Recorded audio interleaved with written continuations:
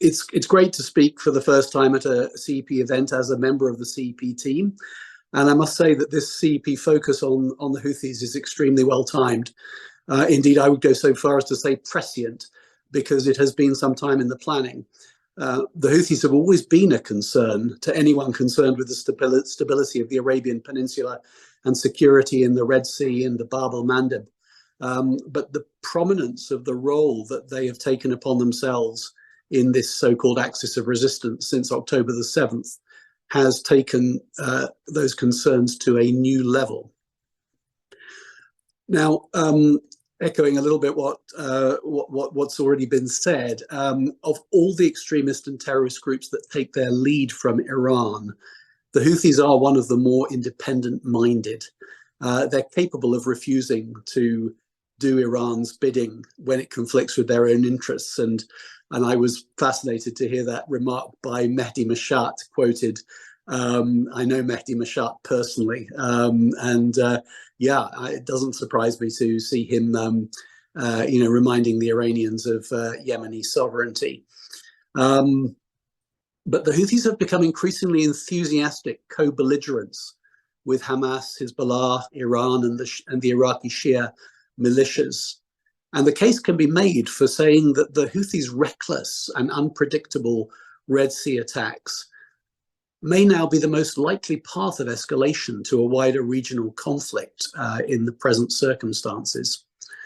Now, I was the British ambassador to Yemen from 2015 to 2017. And that was a period that was dominated by the Yemeni civil war, by the Houthi takeover of much of Yemen, and then by negotiations to seek some form of peace agreement. And having spent a good deal of time negotiating with the Houthis directly, at a time when I was really mainly focused on achieving peace in Yemen rather than thinking about some of these wider regional issues, I want to warn you all that this is not a liberation movement. It is an extraordinarily virulent, chauvinistic, and violent group. I remember two moments of brutal clarity from senior Houthi leaders in private conversations with me. One was when they told me, long before they actually did it, that they were only in an alliance of convenience with Ali Abdullah Saleh, but as soon as he ceased to be useful to them, they would kill him. The second was when they told me that they would inevitably win in the Yemeni civil war in the end. And I asked why they should think that, given the strength of the alliances against them. And they said, it's because you care and we don't. You care about the deaths of Yemenis. We don't care how many Yemenis die. When enough of them have died, you will come to us on your knees and beg us to make peace. Now later, when I saw their snipers in Aden and Taz killing civilians for fun, doctors and nurses in a hospital ducking under window frames to go about their business because a Gat-crazed Houthi sniper on a rooftop opposite was picking off anyone who showed themselves at a window. My Houthi interlocutor's words, as you can imagine, came back to me as being, grimly accurate. Now, the focus on peacemaking limited the international community's appetite for calling a spade, or calling the Houthis a terrorist group, until their increasing attacks beyond the borders of Yemen caused a shift in opinion. Initially, the Houthis attempted mainly to hit targets far inside Saudi Arabia, with occasional success. In early 2021, at the time of the transition from Trump to Biden in Washington, D.C., there was a convulsive flip-flopping of designation, with the Houthis being branded terrorists in January by the United States, and then having the designation lifted in February. But when the Houthis conducted a lethal drone and missile attack on Abu Dhabi in January 2022, the UAE skillfully used its temporary position on the Security Council, the United Nations Security Council, to secure Resolution 2624. So by the terms of Resolution 2624, adopted by 11 votes in favour to none against, with 4 abstentions, none of whom were from the P5. The 15-member Security Council extended until the 28th of February 2023 the measures first imposed by its Resolution 2140 of 2014 relating to the travel ban and asset freeze, as well as the provisions in Resolution 2216 of 2015 relating to the targeted arms embargo, while noting that these are not intended to have adverse humanitarian consequences for Yemeni civilians.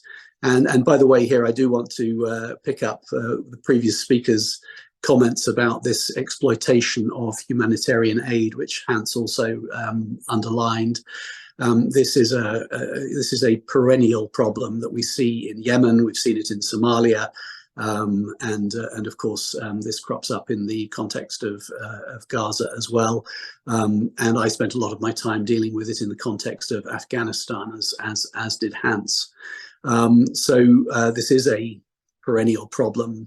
I think one of the things I do want to highlight is that at some point people concerned with international security issues are going to have the courage to stand up to the humanitarian community when the humanitarian community argues that it is only their activity that matters, and that anything that gets in the way of their activity is by definition unacceptable.